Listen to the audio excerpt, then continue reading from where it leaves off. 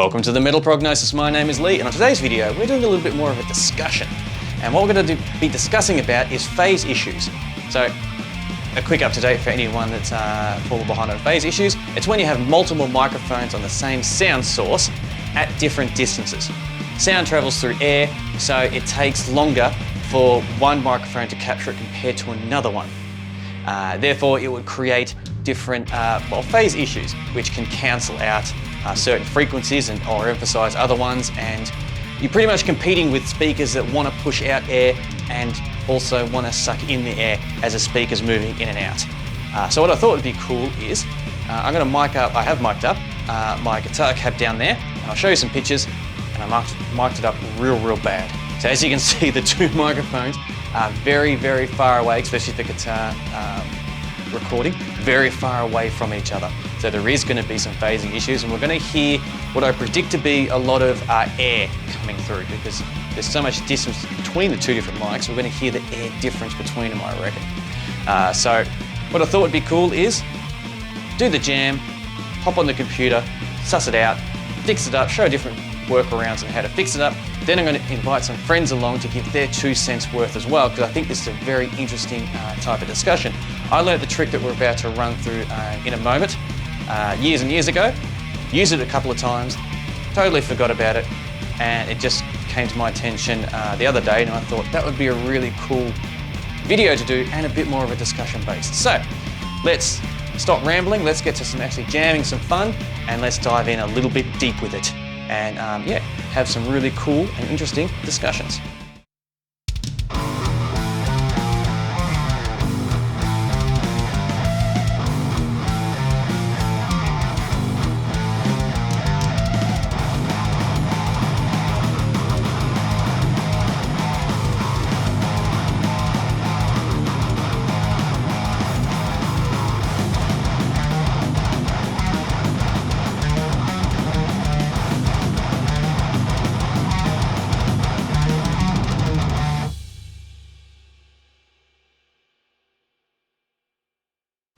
Okay, so now we've heard the, let's call them average guitar capture that we had, with the two mics being clearly in not the best position compared to the other one. And let's have a bit of a deep dive under the hood a bit. So here are the 2 takes I did with 2 mics. 2 takes, 2 mics, 2 times 2 is 4. Here are the 4 takes. One mic is the green, the other mic is with the purple. Pretty straightforward. Let's have a listen to it isolated by themselves now.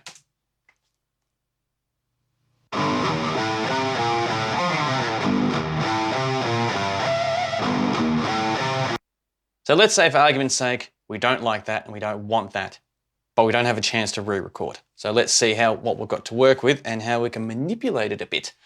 So first thing when dealing with phasing issues is push the phase button. So we bring up this guitar here, we bring up the EQ, and we've got the phase button there, which every single program should absolutely have. And let's just turn that on and off a couple of times.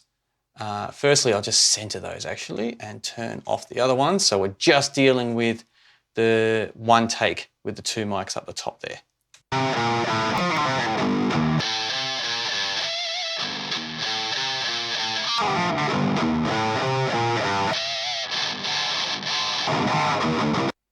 Didn't make it better. Not in the slightest didn't make it better, but that's okay, because I didn't expect it to. So I've done that. What can we do now? We're going to do the trick that I got taught many moons ago that I forgot about, and I saw someone else do it on YouTube and thought, that's a cool little trick that I forgot about. So what we do is we're going to move one of the mics. We're going to move the purple one. So I'll bring these ones back into action. Let's just double check to make sure. And what we're going to do is we're going to actually move the file and emulate it like it was picking up the air from the speaker at the same time as the green microphone here. So what we need to do is we need to zoom in. What I'll do actually is put on grid. Let's select everything, move it just along a bar. So we just got that extra space here at the front of the song if we need it. Might not, but it's nice now we have it. Turn it off grid now. We go zooms in. Bring up the display just a little bit just so you can see it. And yeah, and we can see already the difference between how the waveforms are actually running there. This one's scooping up, where this one's actually starting to scoop down. So they're not doing the opposite, but they're definitely not in the same sync as each other. And I'm going to play it now, and we're just going to move it ever so slightly a little bit here and there, and hear the big difference that it can have. So select the two purple ones, and here we go.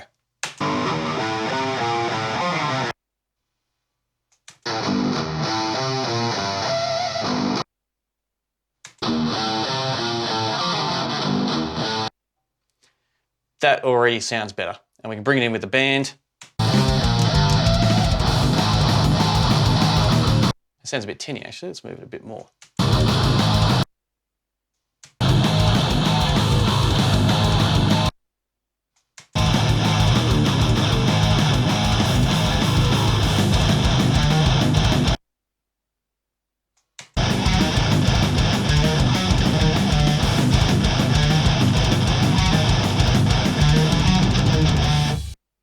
So let's have a look at that a little bit better as well. So there's the really good example of how you can change. Yeah, it's going to be huge now because we boosted up the display thing. There's an example how you can just work with just moving a mic a little bit post recording it to try save it instead of relying 100% on the phase button, or just a different way of approaching it really when recording acoustic amps. Cabs, I should say, mic and cabs. And this is how much we moved it. So what do we got it set on here? We've got it set on seconds. And there is 0.001 of a second. And we moved it that much. So not that much at all to make a huge, huge difference, which is why mic placement for starters is so important. And fixing up phase issues like this, here is one really good way of doing it. Works exactly the same with drums, with overheads. Or kick drums, snare, if you're doubling up on them as well. You can do that same trick, like that. So let's move on to the more open discussion phase of this video now. In the age of modern recording, many of you like to blend multiple guitar signals together to achieve that full, rich and modern tone for your productions. However, if you do not phase align these guitar signals properly, you will end up sounding thin and cancelling some of the important frequencies, which you would like to avoid. This video is created as a response to my friend Lee at Metal Prognosis, where he explored some possible ways to mitigate phase discrepancies in your multiple guitar signals. Now, this problem arises in a few cases. In the first case, you may be miking up your guitar cabinet with multiple microphones, and the distance between the speaker and the microphone itself may differ, even ever so slightly. That discrepancy creates a phase shift between the signal captured with one microphone and another microphone, and that phase shift ends up in cancelling some of the important frequencies of your guitar tone. And in another situation, you may end up using different amps, or maybe blending an amp sim with a different cabinet impulse response into your main signal in order to thicken it up and carve it with a different tone. And in this case, you're facing with a very similar problem, as impulse responses naturally differ by how the microphone was positioned to capture that impulse response, and therefore creating a phase shift once again. So let's dive into a session where I will show you an advanced way to completely, or almost completely to our best ability, mitigate this frequency shift. Okay, let's consider an example here. I'm using the Overcoming project once again, because it is easy to showcase what we're dealing with. And in this instance here, let's consider a situation where we want to bring in an amp sim, a beautiful clairvoyant by modern metal songwriter, my friends, into the recording of the real amp, custom audio amplifiers right there. And that could be the case of thickening up the sound, modernizing it, or maybe just carving it around in the mix, the different sort of taste. Let's play the actual amp here.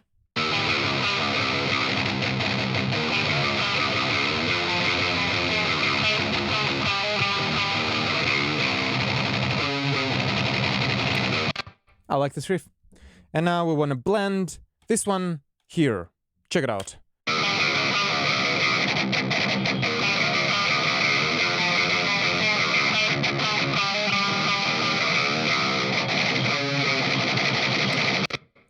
So this is our DI, and we bring that in to our amp. So what happens if we actually do bring that in and play them together?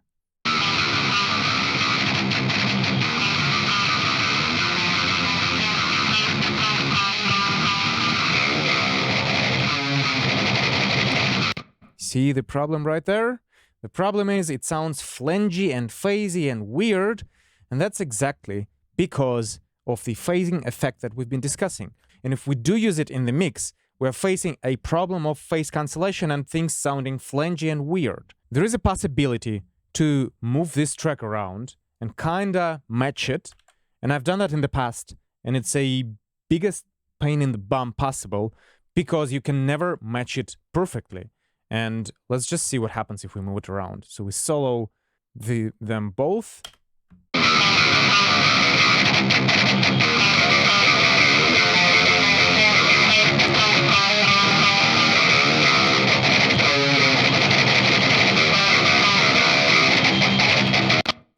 So it's not working. It does change the tone, but not perfectly.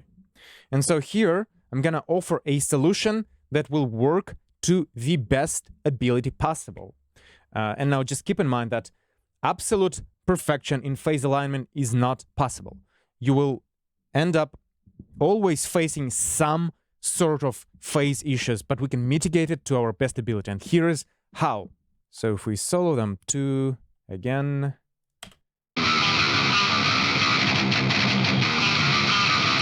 Sounds really flangy, I hate it.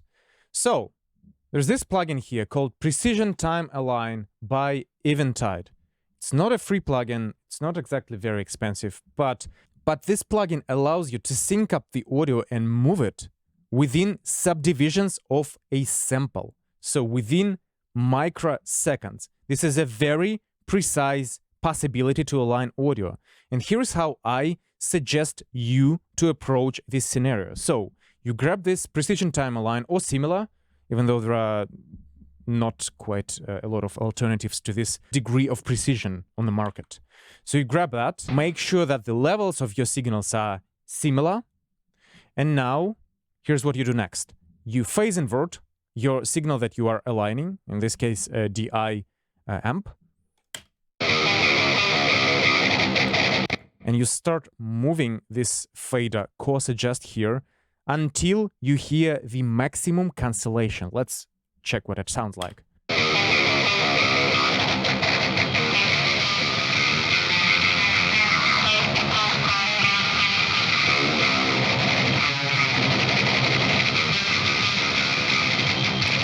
See how it sounds the smallest and the teeniest somewhere around here? When you find this position, you can further fine adjust it with this slider here.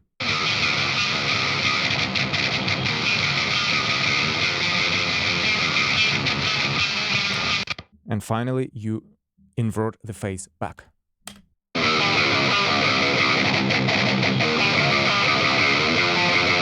Before,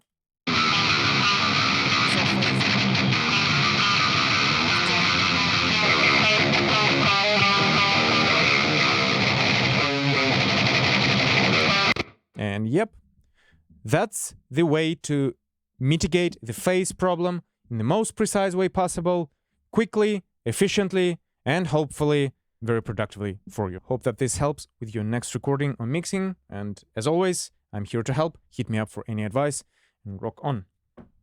Hola, me llamo Nick. Soy mejor conocido de mi canal de YouTube muy popular llamado Nick Leonard.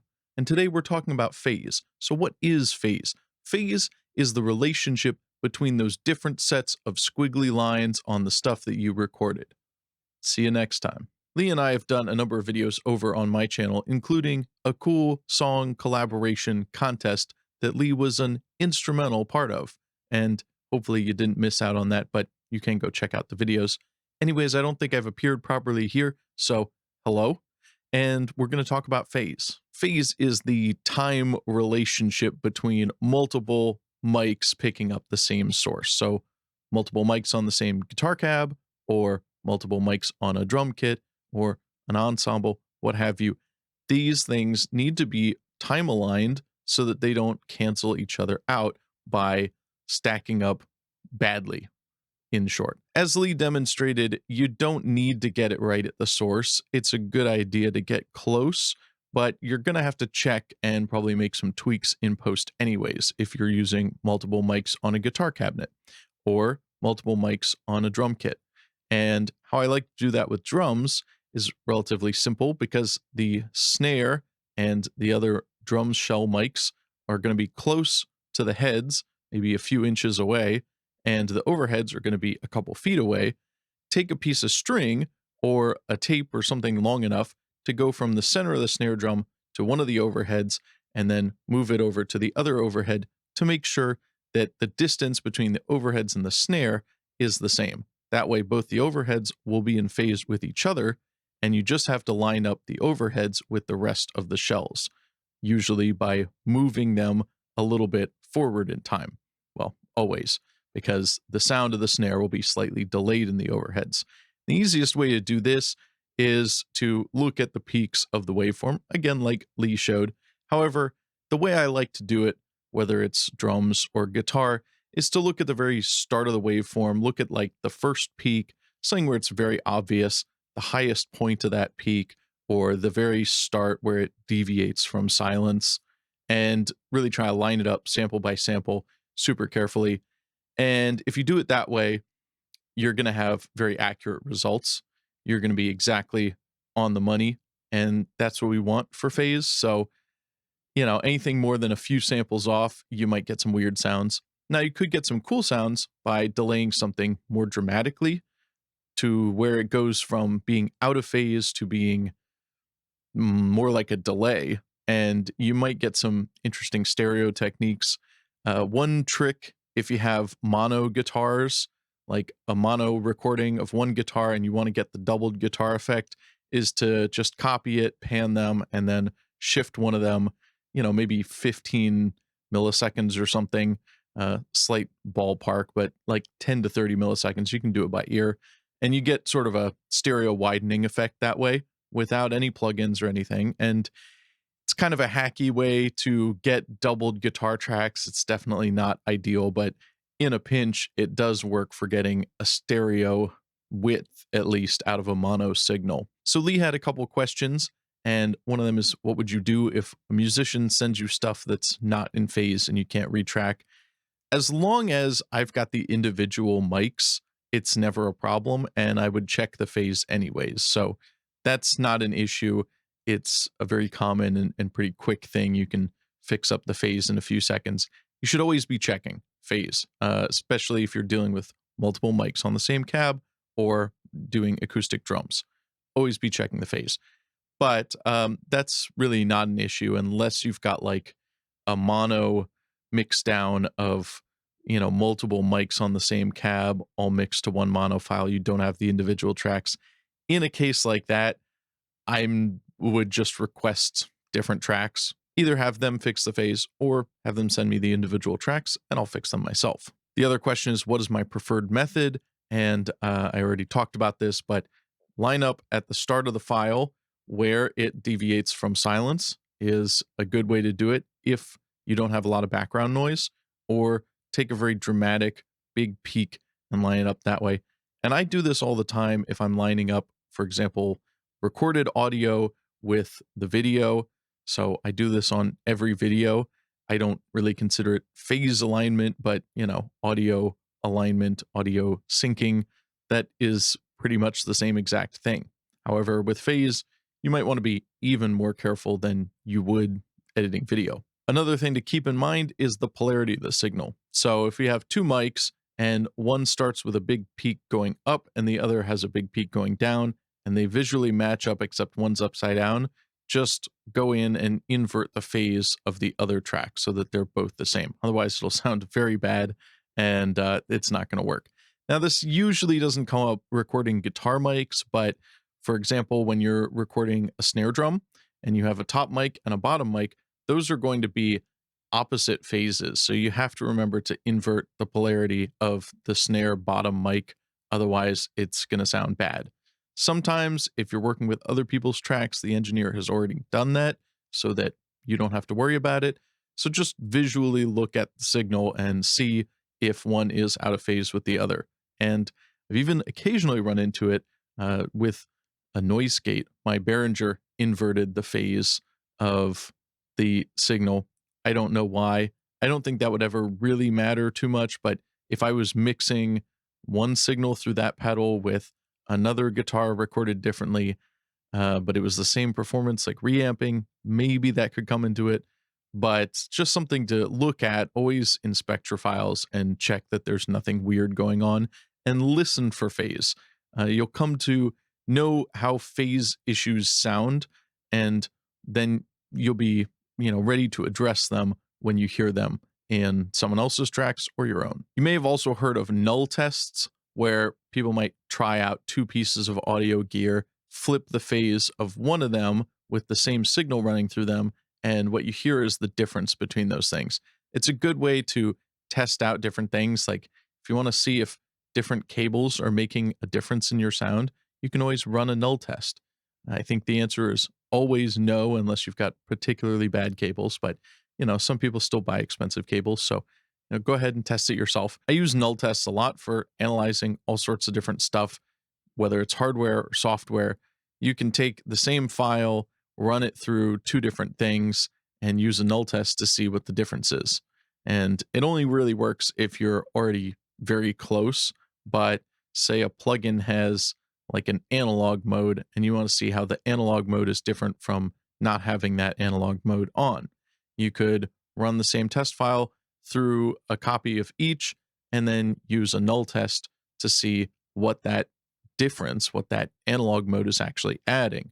Or you can test out the difference between different file type compression. So you could take a WAV file and then an MP3 file that you've both made from the same mix, and just stack them up in a new session, invert the phase on one of them, and you will hear the lovely difference between MP3 and WAV. That way you can actually try to quantify it to some degree and see how big of a difference it is. If the null test comes out extremely close, then there's not much of a difference, and maybe that difference isn't important. If the null test reveals a huge difference, then either you need to check the phase, or there is a big difference there. Always check the phase, and also volume matching has to be equal in order for a null test to work properly.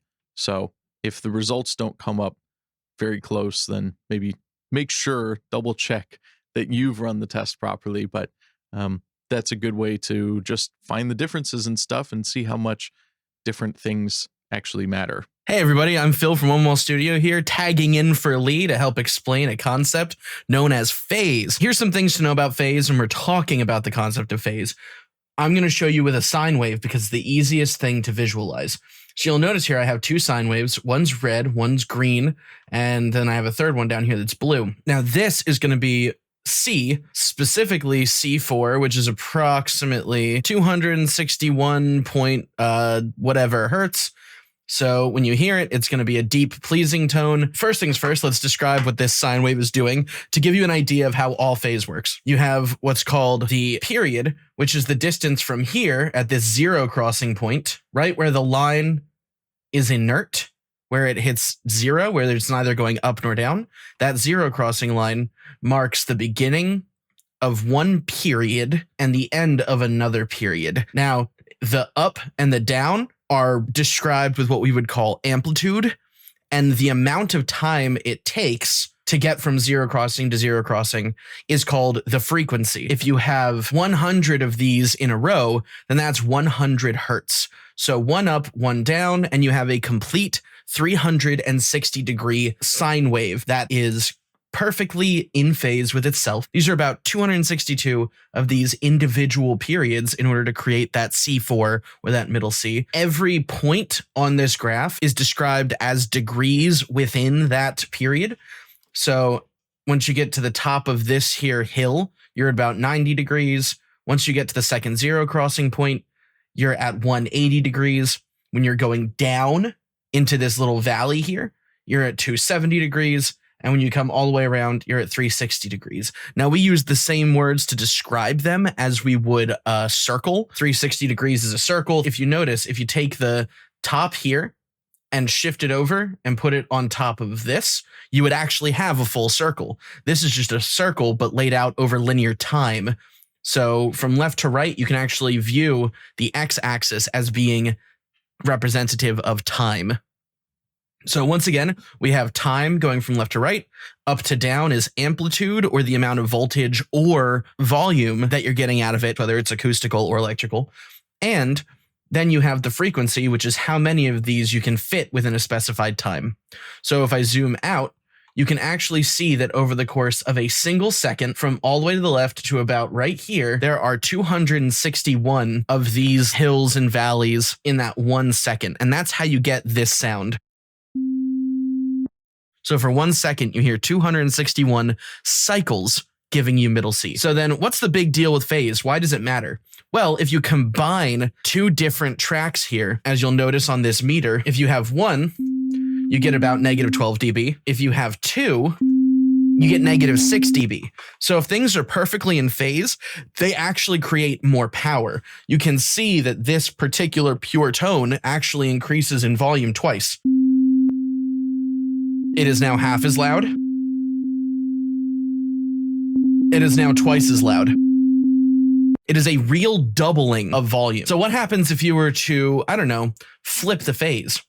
Now, here's the thing. As you can see, most DAWs actually have a phase switch on the channels. So on Reaver here, I have a phase switch right next to this. It's also down here in the mixer. You can see that it's set to phase normal. I could switch it here, thereby completely negating the phase. Or what I can also do is go to the item properties here, hit the invert phase button and apply it. So now you can actually see the phase being completely out of phase on the track itself, or on the item itself. This is really helpful. So now you can visualize that you've got the same exact signal. One is pulling and one is pushing. So in order to visualize phase pretty easily, you'll notice that the sound at the zero crossing doesn't really exist, but the sound in the middle is where you get the tone from. If you negate it by having an inverted phase on itself, then it's pushing and pulling at the same time, creating real volume on individual channels, but no volume out.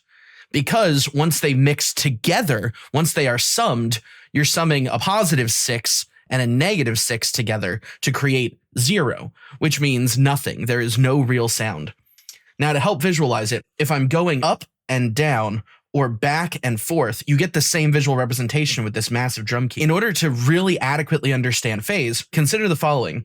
When it's going up 140 times a second to give you like a 140 hertz tone, and then down 140 times a second to give you a 140 hertz tone, it's going forward, then it's going back. When you invert the phase of one and leave the other one natural, why does it cancel?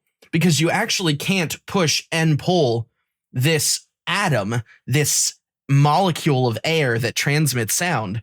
You can't push and pull it at the same time. Try it. So now I'm pushing and pulling and it's not moving. You see, that's what phase is doing. Phase is showing you where it pushes the atoms and where it pulls the atoms to transmit sound through the air so our ears can actually understand it or hear it. If it's pushing and pulling at the same time, it's not going to move. Likewise, if you were to decrease the volume of the one that's pulling, you're then giving precedence to the push, allowing the pushed signal to increase and allowing for the atoms of air molecules to push and pull at the same rate as the tone. But as you bring the negation back, you're causing a pull where there's a push and a push where there's a pull, thereby negating any movement that the molecules of air would be able to do, because it's trying to push and pull with the same intensity at the same time. And if you have two forces acting on each other evenly and equally, then neither will move. But if you give precedence to one, then the other will start to shift. It's really basic air physics. That's why phase is so important, because if you have any cancellation, then there will be points where you actually lose power in spite of the fact that you're bringing up two volumes at the same time. Now, if I were to bring in, let's say, another tone, this time make it double the frequency, we're at -12. Now we're at 6 again. Why is that? It's because even if you adjust the phase and you have the same power across both of them, even though it looks like these should cancel out, realistically, they don't. And here's why. You now have two separate sources, one pushing and pulling twice as fast as the other. So you would think that they would cancel based on the pure visuals alone, but they don't, because even though this is pushing, it's only pushing at a different frequency. It is pushing at twice the frequency. Therefore, it has almost nothing to do with the pure tone of the original. But if you were to do something fun and try to saturate the original, then you would actually get harmonic distortion, which would cause harmonics. Let's try to push these harmonics up.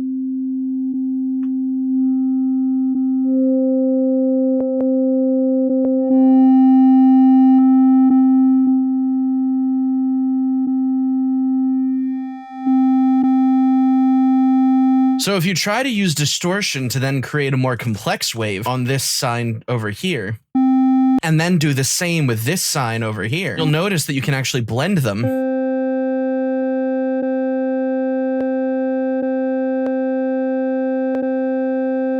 And actually change the upper harmonics. You'll notice that as I bring this up,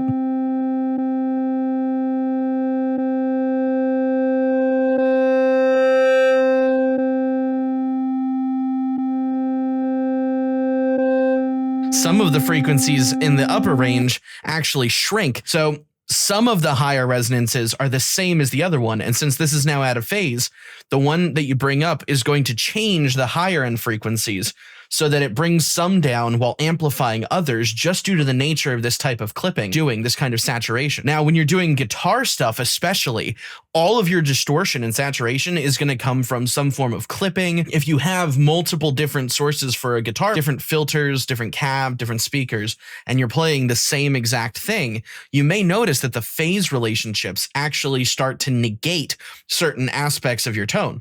But I'm sure Lee will be able to talk to you about that much better. This is just very basic stuff. Now, one of the most important relationships, before I go, is a concept known as phase shift. Right here, you'll notice that it's perfectly out of phase. Now, to keep this simple, when one of these compresses, one of them rarefacs, which basically means when one's going up, the other one's going down. If you were to shift this by 90 degrees, you would then have a slight phase cancellation as opposed to a total phase cancellation. So instead of being -6 or -12 and -12 leading to -6, you now have -12 and -12 leading to -9. And if you were to shift it another 90 degrees to be 180, you're changing the start time of the wave. So you're going to create a slight lag, which is why it's sometimes easier to just use a phase inversion button or to change the phase with a phase switch. But if you really have to, and you have things that need to be time aligned as well as phase aligned, then you may find it easier to just drag something forward. But of course, your mileage may vary. So now you actually have them perfectly in phase. Once again, getting -6 instead of -9 or -12.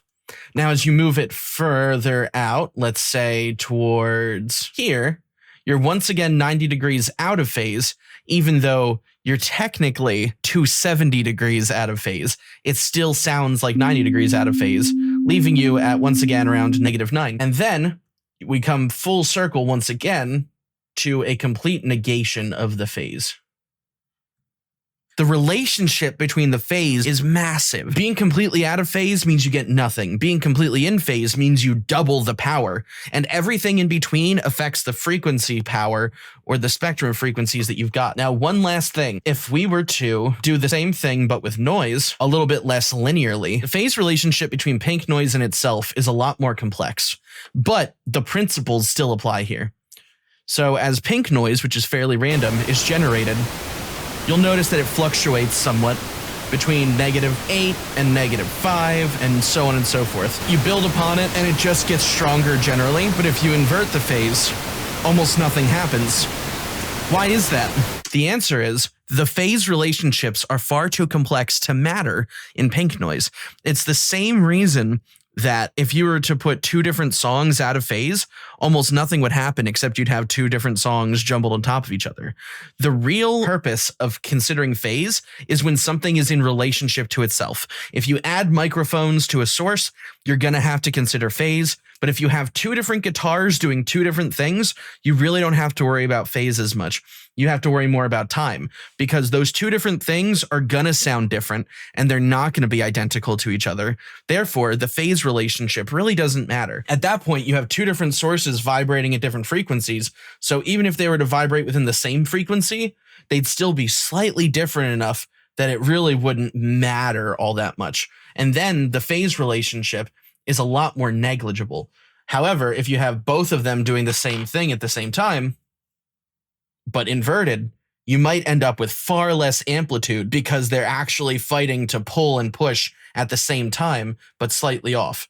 As you get more of a phase shift, you get perfect synchronicity. And then eventually, as you phase completely out, you get no movement because the air is trying to be pushed front to back at the same time, equally, with no ability for either side to overpower the other until you lower one of them or flip its phase completely, giving it its maximum volume. Now, all that stuff, again, only matters in the context of a single source. Drum sets require intimate knowledge of phase typically because you have a lot of different microphones on a single unified source, and guitar cabs with multi-mic setups really do require knowledge of phase because otherwise you might have one microphone that really just kills or scoops the mid-range when brought up with another microphone. And you don't want that. You really want them to have phase coherence so that you get the full spectrum of sound out of your microphone. So I hope that helps, and hopefully I didn't go way too overboard. But I'm Phil from One Wall Studio. Thanks for having me on your channel, Lee, and I'll talk to you guys later. So there we have it.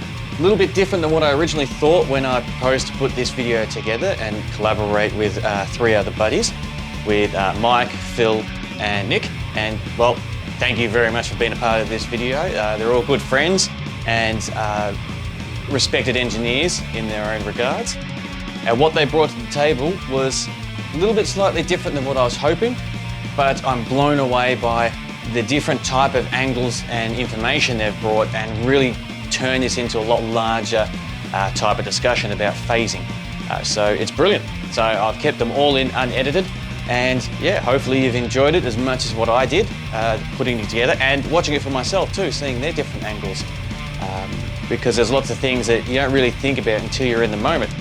For example, like how Nick touched base with the drums. That was really cool. How Phil really broke it down to the simplicity with the different tones he was using and could visually see it extremely clearly. And with Mike, how not only just having the issue there, but having a pretty cool workaround on how to get some really, really rad tones if you are, I don't really say stuck, but if you're limited by just using those different captures that you've got, or someone has sent you, or whatever the scenario might be. So thank you very much to everyone for watching. It was lots of fun, and yeah, as I said, a really, really cool discussion. And yeah, add your little thoughts and all the rest of it in the comments below, because that's what we like to do on YouTube. So thank you very much. I thoroughly look forward to chatting with you next time, and until next time, please stay safe.